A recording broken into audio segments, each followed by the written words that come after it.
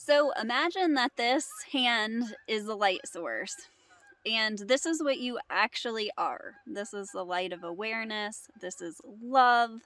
Love is like the light of the sun, it falls equally on everybody. It is everybody. The inner light. This is it. This is you. This is self with a capital S.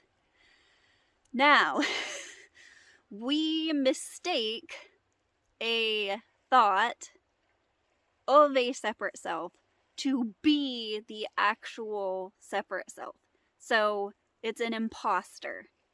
So this self thinks that it is, through its efforts, a light worker. Not to say that light worker, the term is bad or anything, but it thinks that it is a light worker. What in actuality does it do? It doesn't affect the light whatsoever. It doesn't hurt it. It doesn't degrade it in any way, but it blocks the light. So the projection, it gets in the way. It blocks the light. And so this is the nature of thought, that thought is not separate. It's non-dual from awareness, and yet it seems to sometimes obscure or to block the light. And then it calls itself intelligence. So, right before I left, I glanced at my son's homework, and he had to define the word enlightenment and come up with a synonym. And right after that, he had to define the word baffled and come up with an antonym for that. And it made me laugh because non-duality. There aren't synonyms and antonyms, and enlightenment is the complete not knowing. Now, if we have an experience of not knowing, of being baffled, of being confused, and there's suffering involved, what are we actually doing there? It's really worth inspecting. So what we're doing is we're asserting that we know that we do not know. How does this work out? It doesn't work out because we are, I think I've got my hands mixed up. We are that light source. So we cannot know that we don't know. This knowing, this direct now awareness knowing, is the only knowing. And ultimately, it's not separate from the thought. So here's another great example for how crazy this is and how thought can be both correct in a way and wrong in a way. It all depends on the light in which you see it. And how is it that we can see things in different light? When we block the light, it seems as if there are different lights to view things, which is creative and amazing and magic in itself. However, imagine that you had the sense or the thought that I am an imposter. I don't belong where I am. I don't deserve the position that I have. So you are an imposter. You're claiming the light to be what it is. However, you're feeling bad about this because you're feeling like I do not stack up. When I, the self with a capital S, is everything and is worthy beyond worthiness. So we have these negative emotions that come up in response to thoughts that are seen or believed in a certain light that isn't how the self with a capital S is seeing things. And so when we're blocking with thought or with ideas of a separate self, we're blocking those perspectives, those utterly loving perspectives. We directly experience negative feeling, negative emotion. Now, of course, as I've explained many times, negative emotion is not a thought. A thought of confusion is not the direct sensation. So when we come home, we come back and we feel directly we drop any sense of resistance. So resistance isn't about accepting something. It's not about putting your head in the sand. Resistance is actually, it's that negative emotion, it's totally guidance showing you that you're blocking something somehow. Okay, so let's talk about choice a minute, because choice is another experience that sometimes we have doubts or can suffer around a lot. I don't know which choice to make.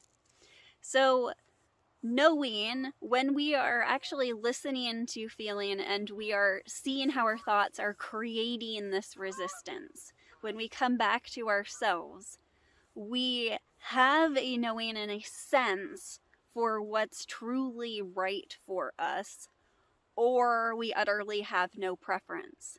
So the experience of somebody who decides in time and can make a right or wrong decision and then is actually, what they're fearing is actually the experience of regret, because they remember falsely in thought the experience of regret to feel bad. And so anxiety comes about when they're making a choice, because there's a motivation to make the choice that won't result in regret, which actually cuts off the guidance. It's blocking the light from feeling the true choice. So there's a lot of debate in philosophy or whatever. Do we have free will or don't we? Non-duality. So the best way I found to explain this is if I gave you the choice between a rotten banana and $1,000 in cash, you would tell me it was no choice. You are so clear on which one of those choices you're going to pick that it's no choice.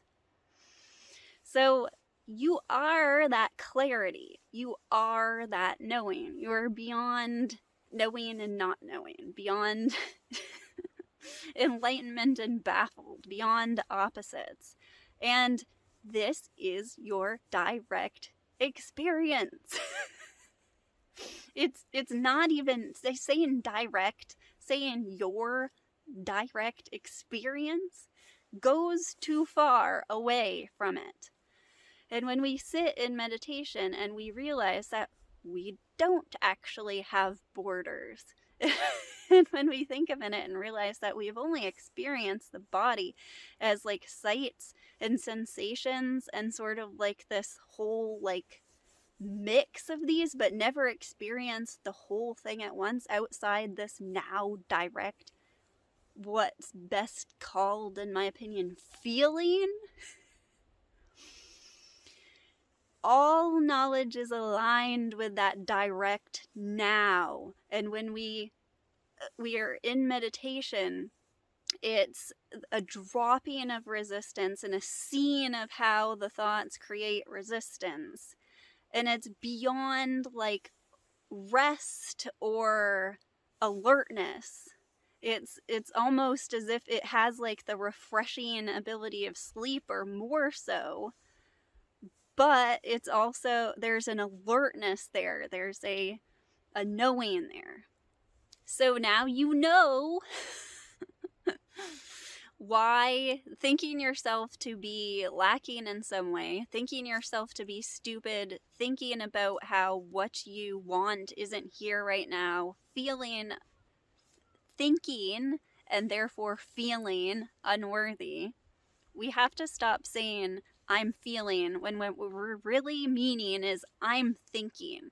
Because feeling is felt, it's not thought. You can't think feeling. So when we stop trying to do that, we stop fighting with our emotions. We stop fighting with ourselves, because there are not two of us, one that can fight with the other. This one can fight all at once, but this is nothing to fight. And it's like, it just came to me a little while ago, because I love how words that sound the same or that have multiple meanings, how those meanings aren't actually separate. So bears, love bears all. And bears as in naked. The light is complete, it's completely bare, and yet it becomes, it